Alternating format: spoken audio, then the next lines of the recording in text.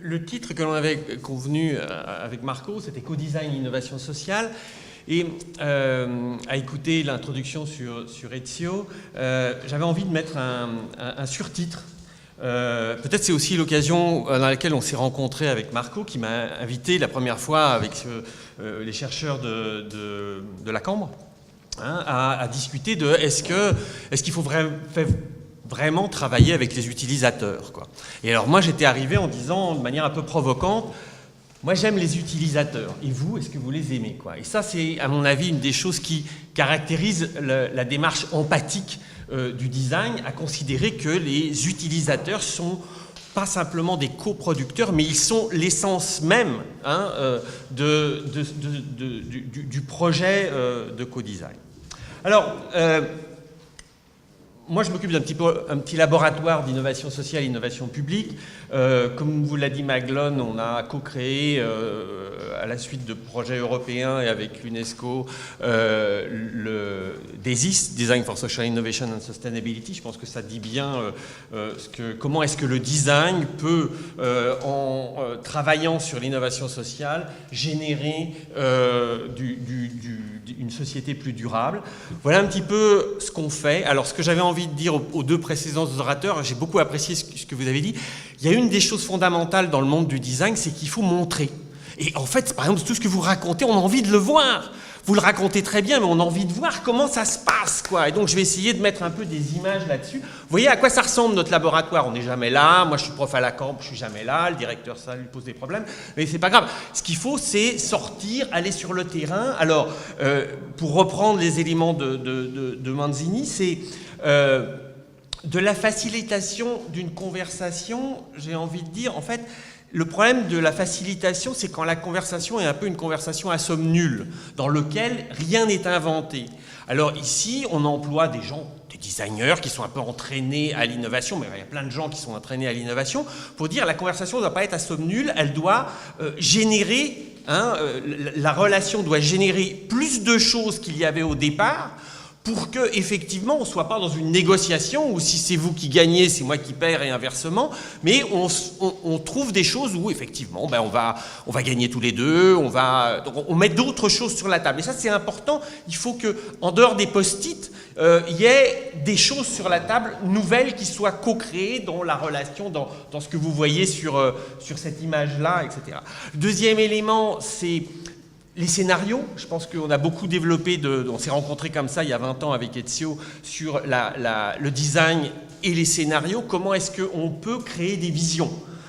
Bon, parce qu'actuellement, on a un monde un petit peu carent de visions, de visions sur une société durable. Tout le monde veut une société, enfin une partie des gens, je pense que ceux dans la salle par exemple, veulent une société durable, mais pour expliquer à ma grand-mère, elle a besoin de voir à quoi ça peut ressembler, comment est-ce que va se transformer ce qu'elle a actuellement en quoi d'autre à la place. Et donc pour ça, on a besoin de storyboard, de films, d'images, de visualisation de à quoi va ressembler sa manière de faire la cuisine, sa manière de se transporter dans la ville, etc., etc. Donc on utilise ici la capacité des designers à simuler une réalité plausible. Je ne vous montre pas un tapis volant, parce que si je vous dis qu'il y a un tapis volant, tout le monde a envie de l'avoir, forcément, mais bon, pour le moment, on ne sait pas trop le faire, encore ce tapis volant. Mais je vais vous montrer un certain nombre de scénarios sur style de vie durable à l'horizon 2050, par exemple, projet européen H2020 sur lequel on a travaillé, sur comment ça peut être d'être durable. Il n'y a pas une seule manière de l'être, et donc on visite des modes de vie, on regarde.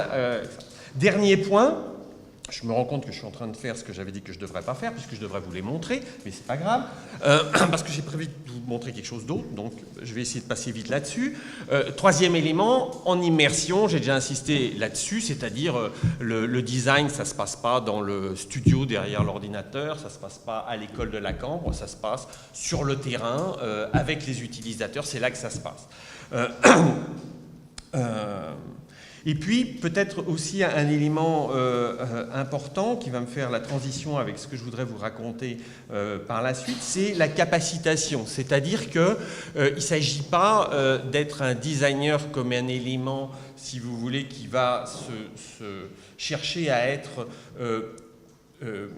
indispensable dans la relation, mais qui va essayer d'habiliter les acteurs à, par eux-mêmes, développer et utiliser ces pratiques. Alors, justement, j'avais envie de... Enfin, j'ai un peu pris le contre-pied, mais comme Magdalen, elle a fait quelque chose de parfait, je ne peux pas faire mieux que Manzini là-dessus. Je suis en parfait accord avec lui. Dans le milieu de son livre, ce sont tous nos projets qui ont été pris comme exemple. Donc, je vous renvoie à ce livre.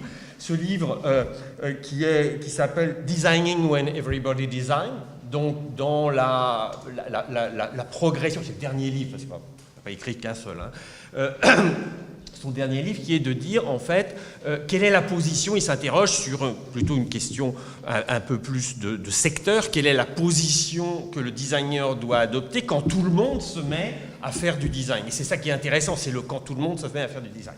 Et donc, on a la chance d'accompagner des villes dans les programmes URBACT. Je ne sais pas si vous voyez ce que c'est que les programmes URBACT. Ce sont en général des réseaux thématiques qui emmènent une dizaine de villes européennes pendant 3 ans à dialoguer entre elles sur une question comme par exemple l'alimentation urbaine qui était pilotée par la région Bruxelles-Capitale.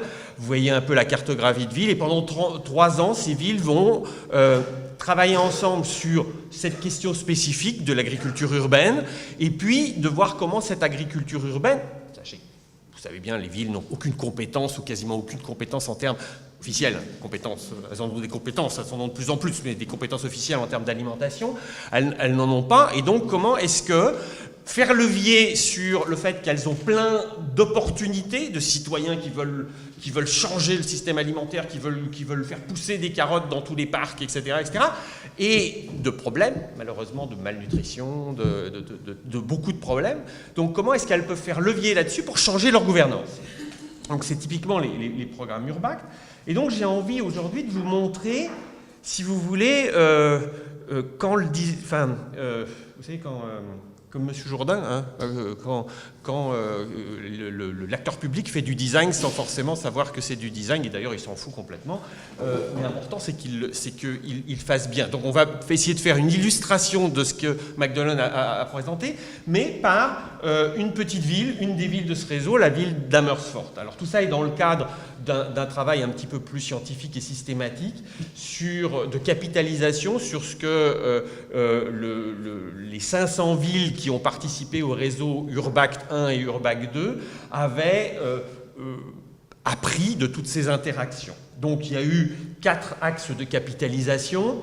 Nous nous sommes occupés de celui qui s'appelle Social Innovation in Cities et qui était donc comment est-ce que les villes font levier sur l'innovation sociale pour faire face aux problèmes qu'elles ont actuellement, sans forcément, j'ajoute moi, tomber dans les politiques à la David Cameron où on va se décharger sur les citoyens de toutes les obligations habituelles et les compétences habituelles des villes. Mais ça, c'est moi qui l'ajoute. Donc, je vais vous parler d'une petite ville sur laquelle on a fait une immersion, une petite ville hollandaise. Et puis, avant, je voudrais vous continuer. Je vous ai dit que j'aimais les gens. En fait, quand on parle de développement durable, moi, quand je parle de développement durable à mes étudiants à la Caen, plus ça va, plus ils sont impliqués et plus je leur tiens un discours désespéré. Regardez comment brûle le torchon dans tous les sens, on est un petit peu quand même désespéré. Et je me dis, bon, c'est cette génération que les sociologues ont pointé comme la première génération à qui on dit ça va aller plus mal que ça va maintenant. Donc ils sont déjà pas forcément très heureux de l'héritage qu'on leur laisse, avec un peu de cynisme. Ils sont parfois agressifs d'ailleurs, je trouve, et à juste titre. Et l'idée étant de dire, bon... il n'y a plus de ressources, hein, il n'y a plus de ressources matériaux, il n'y a plus d'énergie, etc.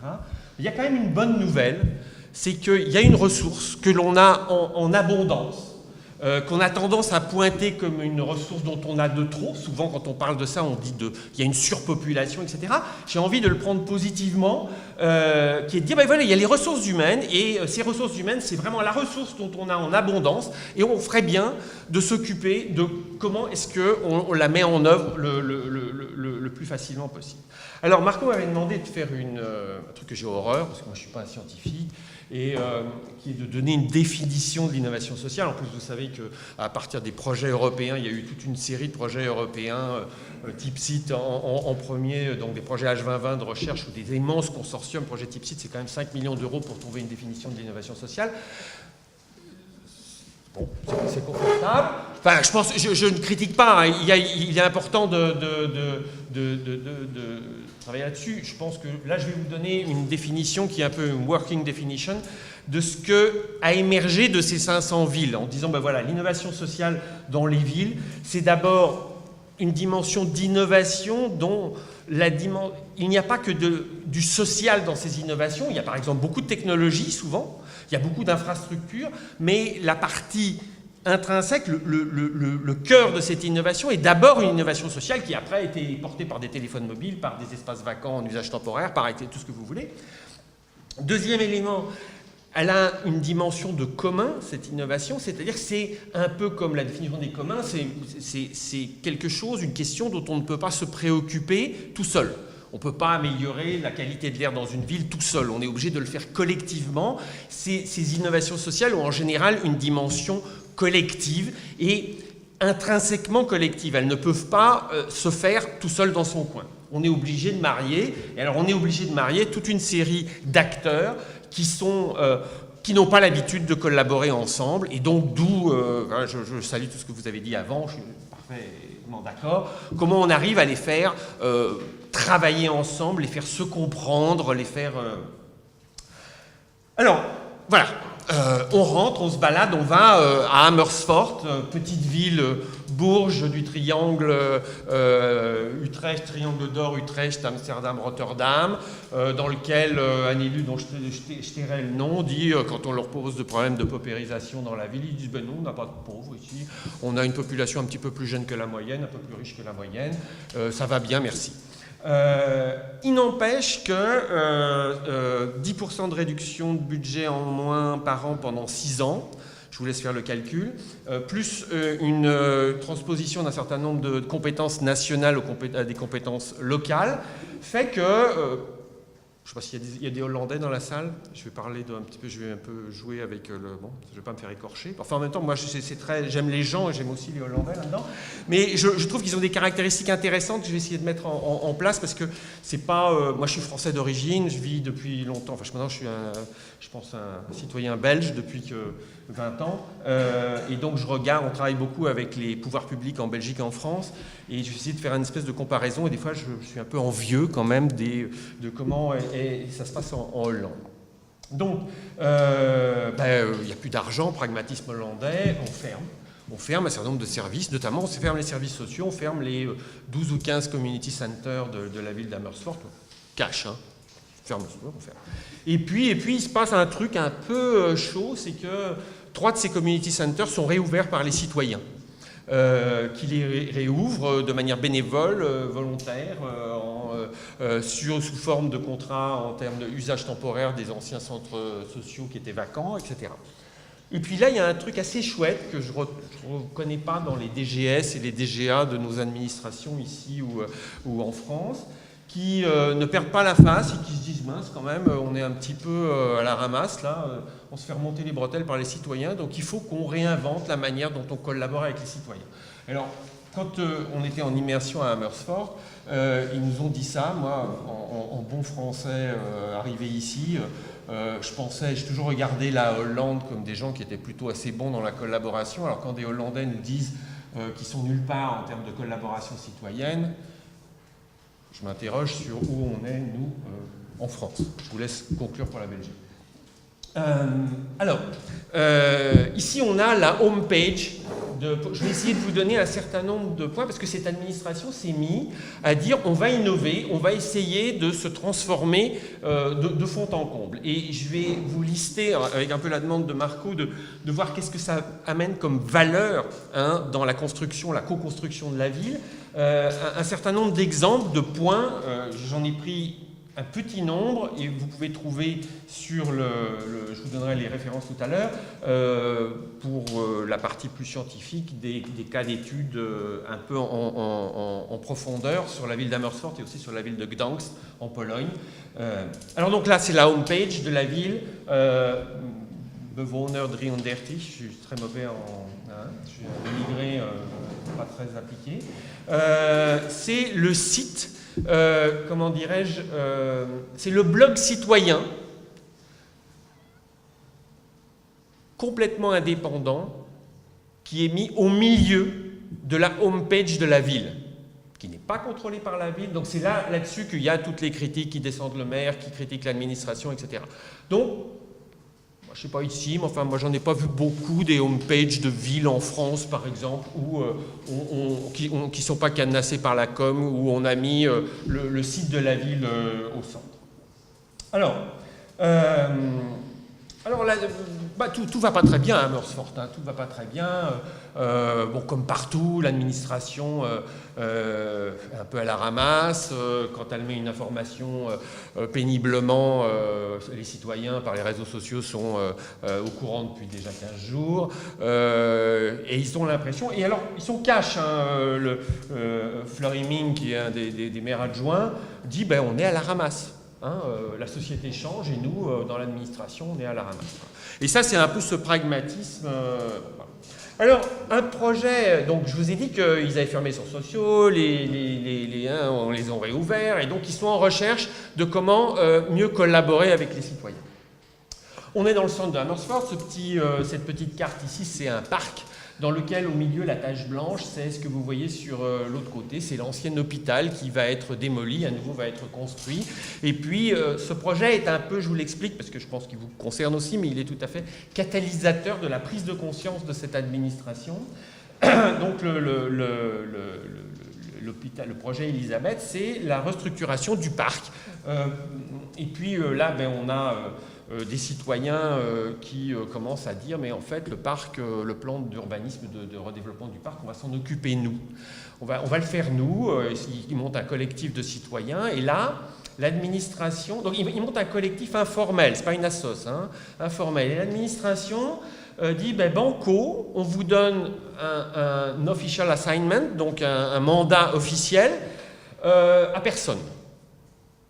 Je vous laisse apprécier qu'est-ce que ça veut dire. Les administrations qui prend le risque de donner un mandat officiel de développement de quelque chose à personne. Pas comment vous faites un... Bon, ça fait partie. Je vais à chaque fois insister sur la vraie prise de risque, les transformations qui sont... que cette administration, pour moi, fait du co-design sans designer. Alors avec un esprit, avec une culture importante là-dessus.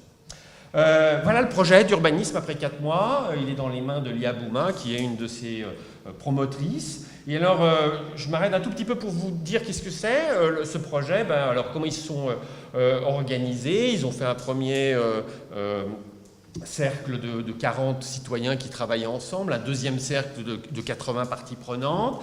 Ils ont mis tout sur Internet dès le premier jour. Alors, la ville avait délégué 2 architectes pour travailler avec ces citoyens, avec une consigne intéressante de s'asseoir en tant que citoyen. Donc ils n'étaient pas là pour représenter la ville, ils étaient là pour donner des compétences que les citoyens n'avaient pas et pour représenter, de s'asseoir en tant que citoyen. Et donc ils ont commencé à dire, mais non, un plan d'urbanisme, ça ne se fait pas comme ça, on ne le met pas public tout de suite, on le met public quand il est fini. C'est comme ça. C'est clair. Quand tout est décidé, c'est là où on commence à le mettre à la... Bon. Et alors, les citoyens ont eu une réaction intéressante. Ils ont dit, attendez, nous, on prend la responsabilité de le faire, donc on le fait de notre manière. Sinon, on ne prend pas la responsabilité. Et la ville, chose intéressante, dit, OK, on respecte, vous faites-le, c'est une expérimentation, vous le faites. Donc, on lâche prise. Très important dans le processus. Et puis... Et ils ont compté leurs heures, par exemple. Ils ont compté, alors ça, c'est un peu le côté hollandais, je pense, un peu structuré, machin, etc. C'est pas le côté formel. On rigolait. Moi, je suis aussi à moitié italien, donc je l'imagine. En Italie, ça serait une belle improvisation, etc. En France, ça serait un peu le bordel. Ici, ils comptent leurs heures. Ils sont un peu structurés. Et puis, il dit voilà, 1400 heures ont été passées par les citoyens. Donc, ça donne un peu une idée de l'investissement. Et puis quand Nico Kampfrost, le DGS de cette administration de 800 personnes, quand même 150 000 habitants dans la ville, dit bah écoutez, voilà le plan, c'est pas celui qu'on aurait fait, mais j'ai rien à dire, ce plan est parfait. Alors en plus, il a été fait beaucoup plus vite qu'on l'aurait fait, il a été fait pour beaucoup moins d'argent, et puis quand on l'a, comment dirais-je, mis à la question publique, ou je sais pas comment on dit, l'enquête publique, qu'on a fait une enquête publique, ben c'est la première fois qu'on n'a aucune question sur le plan. Donc, je vous laisse conclure que ben, voilà, quand on fait du co-design, ben, on n'a pas besoin de après faire de la conciliation citoyenne, si je peux ironiser. Alors, et Nico dit ben, c'est super ce que vous avez fait, etc. J'en ai justement un deuxième à faire.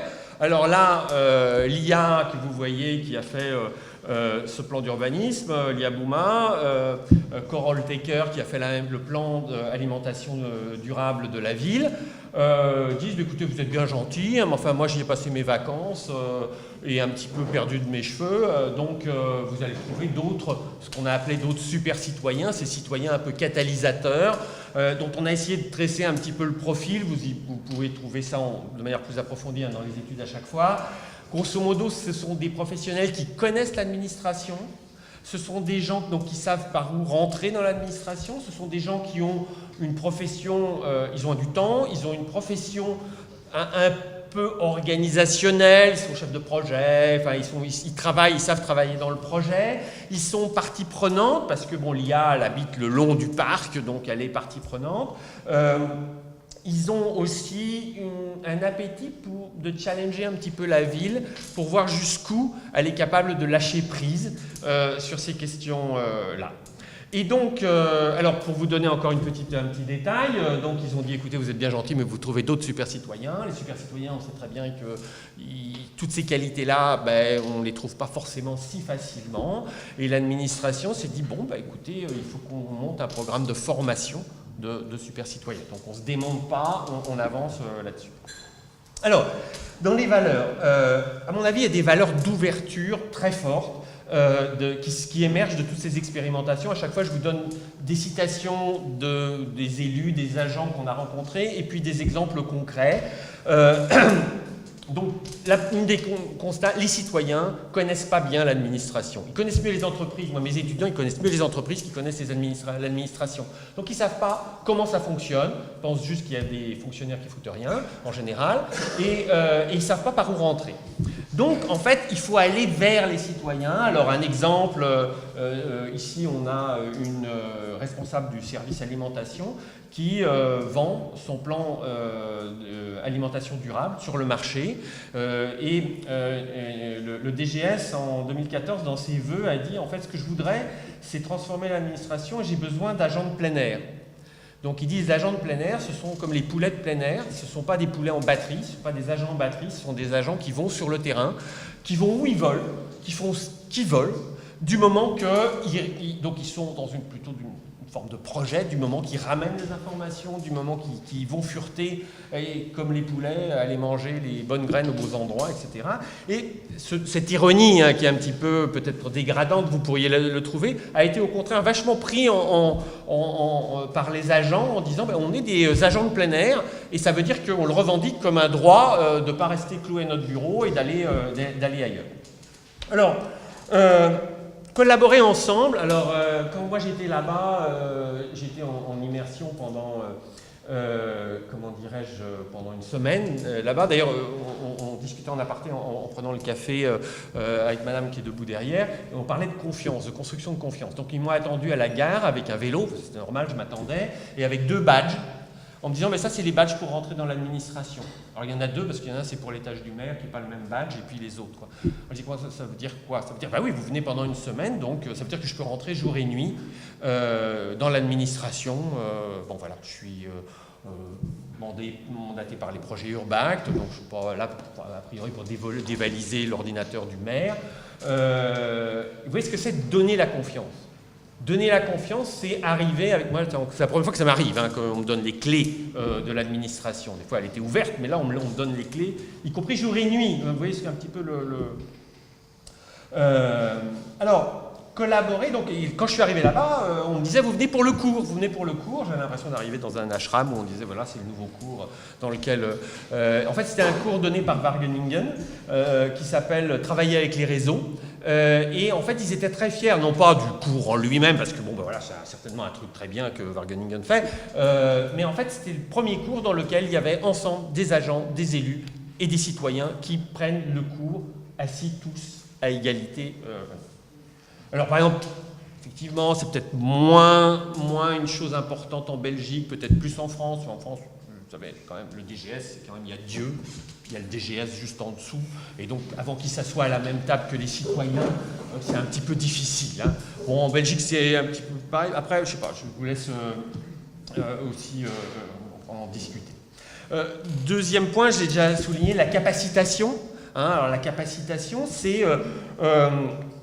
dans l'administration, les agents eux-mêmes prennent conscience et disent on ne sait pas écouter. On ne sait pas écouter, on est, comment dirais-je, porteur de l'action publique et du coup on se précipite vers les problèmes.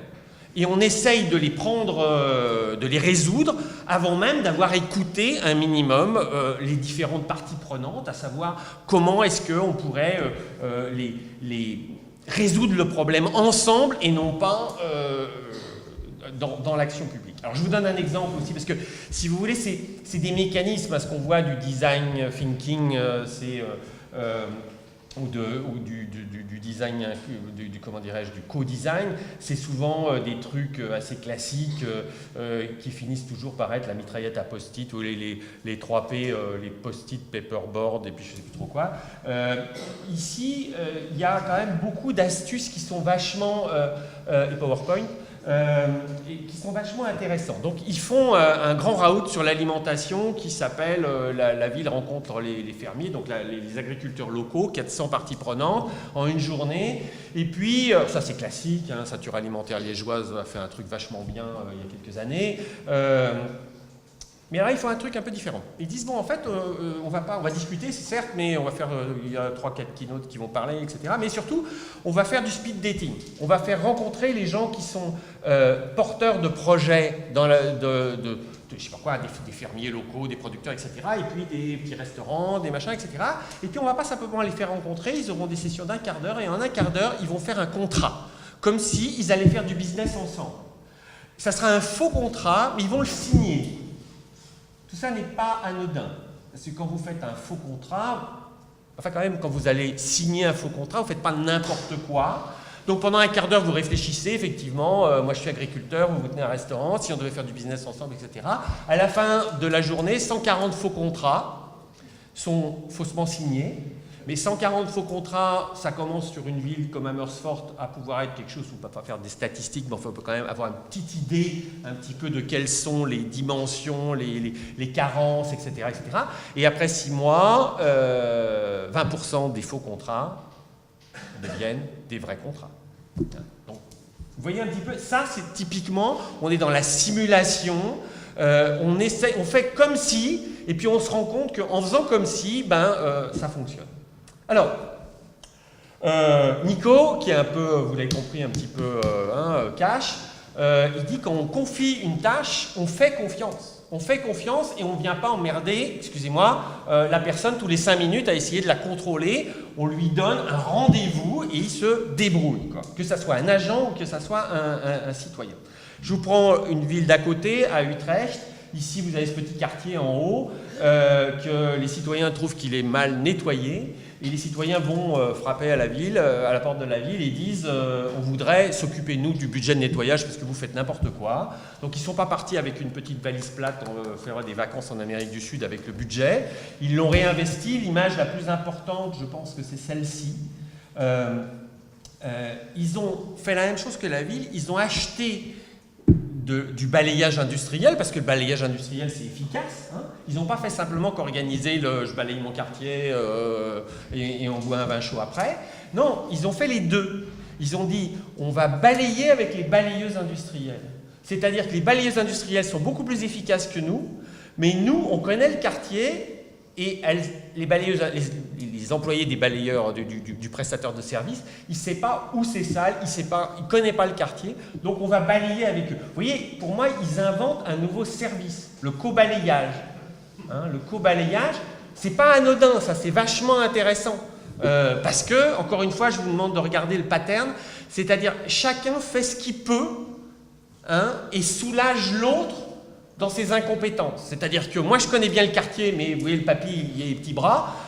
Moi, je suis une balayeuse industrielle, je suis super efficace, mais je ne connais pas le quartier. Comment est-ce qu'on fait du co-balayage ? Co-responsabilité, donc comment est-ce qu'on met en co-responsabilité les acteurs du territoire ? Alors, citoyen est un peu une espèce d'agent public à temps partiel, hein, où il prend soin du bien commun. Ça, c'est un petit peu, comment dirais-je, une critique à l'État-providence. Hein, c'est peut-être le welfare actif, hein, la question de dire on est dans un État-providence, mais dans un État-providence dans lequel, comment dirais-je, on a chacun une responsabilité. C'est pas c'est dégueulasse devant chez moi, mais moi je paye mes impôts, donc surtout je participe. Il y a une espèce de révision peut-être un petit peu de ce qu'est cette participation citoyenne. Je vous donne un exemple encore plus précis que le précédent de Utrecht. On est à Cologne, MFG Fahrradgruppe, c'est le GRAC de Cologne. Et ils sont en conflit avec la ville, bien entendu, en disant il y a plein de trous, c'est dangereux, nous en vélo, machin, etc. Je vous passe les détails de négociation. Ils arrivent à un truc pour moi qui est vraiment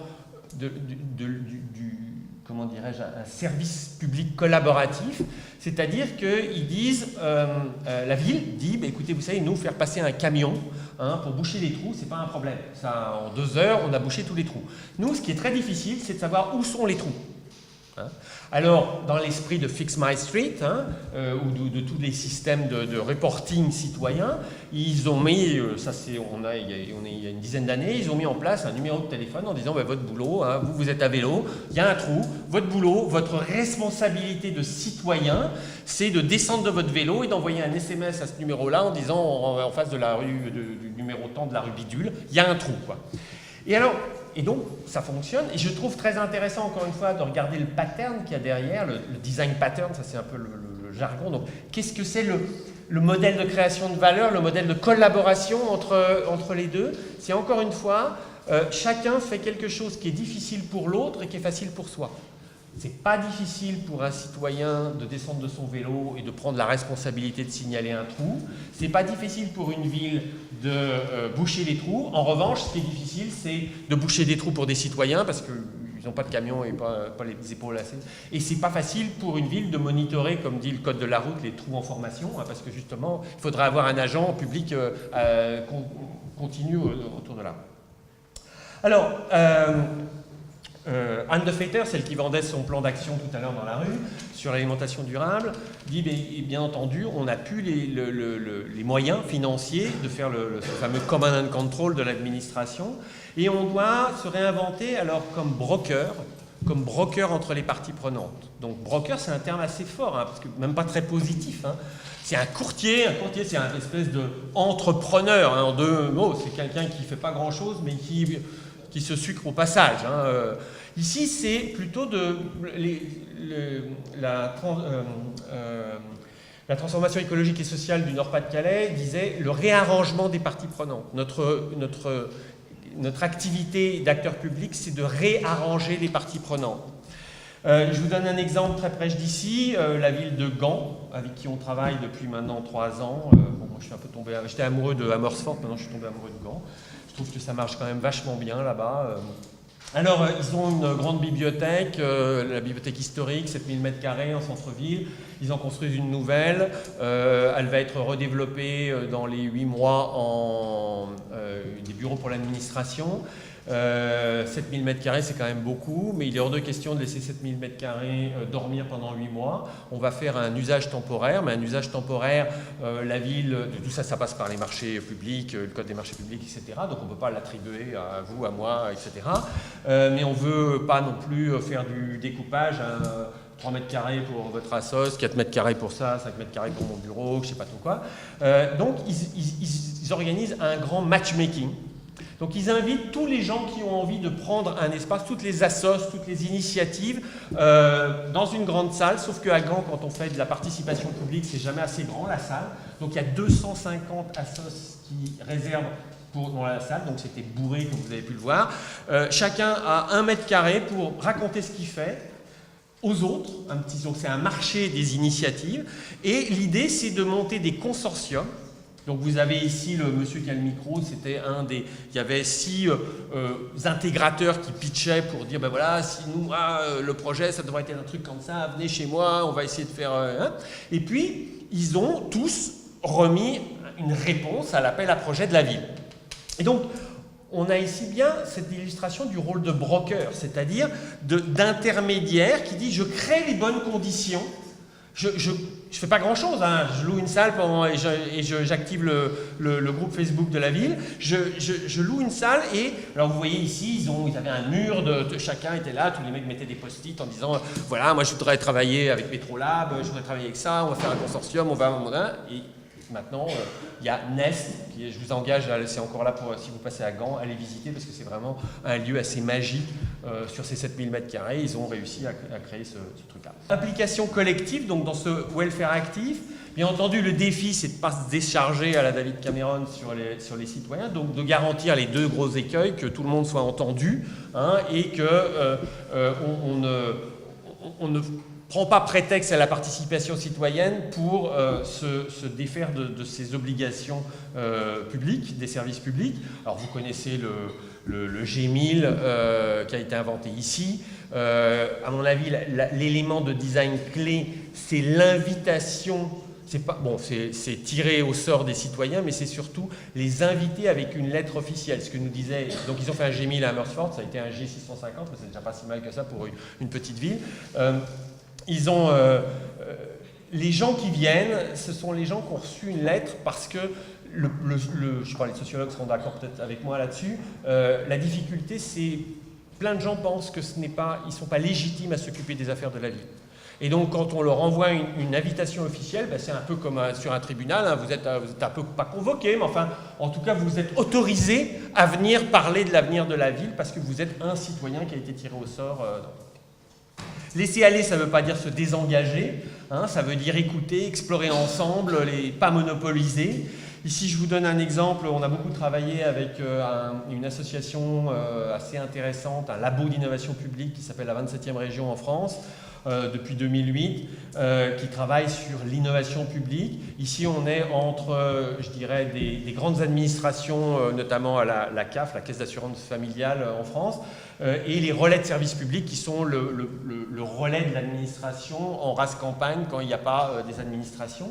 Et en général, elles sont en conflit. Je vous passe les détails pourquoi elles sont en conflit. On en parlera si vous voulez pendant le café. On fait des vies ma vie. On fait des vies ma vie entre, ici vous avez un agent qui a 7 minutes pour répondre montre en main aux questions compliquées de ses bénéficiaires. Et puis ici vous avez un relais de service public qui a là en face de lui une personne, comme vous décriviez, qui est en conflit avec la CAF, qui est en conflit avec Pôle emploi, alors que vous êtes en conflit avec 2 administrations, que chacun attend un papier de l'autre, vous pouvez crever. Et donc, on leur fait vivre pendant une demi-journée la vie de l'autre, pour voir qu'est-ce que ça veut dire d'être à un guichet, d'avoir que 7 minutes, et qu'est-ce que ça veut dire d'avoir les emmerdeurs, enfin, je veux dire, soyons clairs, ceux qui arrivent avec une caisse de problèmes, qui sont tous emmêlés, qui sont des questions de non-collaboration entre les administrations. Comment est-ce qu'on fait réenchantement. Alors, j'aime bien notre pragmatisme hollandais. Il y a trop de lois en Hollande. Alors, le maire nous disait, vous savez, nous, on est protestants, hollandais, donc quand il y a une loi, on la respecte. C'est un peu un problème parce qu'il n'y a pas d'innovation, parce que tout le monde respecte la loi. C'est intéressant comme processus.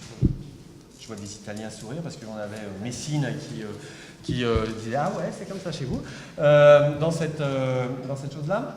Alors je vous engage surtout les pas comme moi qui lisent le néerlandais à aller lire le bouquin des 7 zèbres. Donc 7 zèbres, c'est 7 avocates de Amsterdam qui ont écrit How to Bend the Law, comment tordre la loi, donc qui ont fait un travail assez de répertorier les différentes patterns, 16 patterns de comment l'action publique a l'habitude de tordre la loi. Tordre la loi voulant dire pousser un petit peu dans ses retranchements la loi, mais sans dépasser la limite.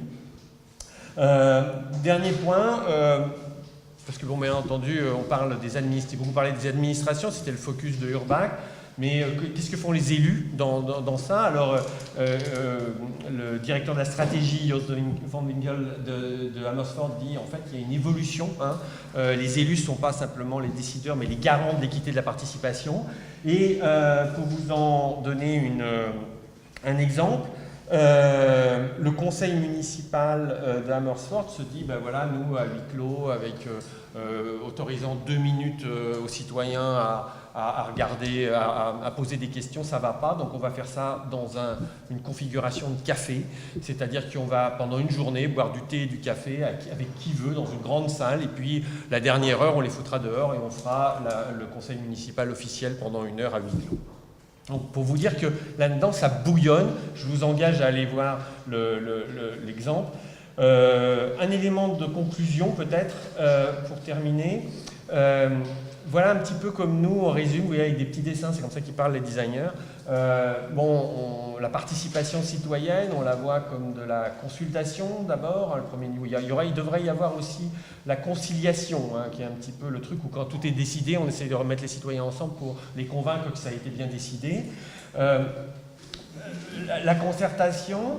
Ce qui commence à nous intéresser, c'est la coélaboration, c'est-à-dire c'est pas simplement la codécision, mais la co-construction des solutions, ce que vous avez expliqué par exemple sur le centre social, et puis la co-gestion du projet. Et on pourrait aller vers, on fait de la délégation de services publics à des, des acteurs privés.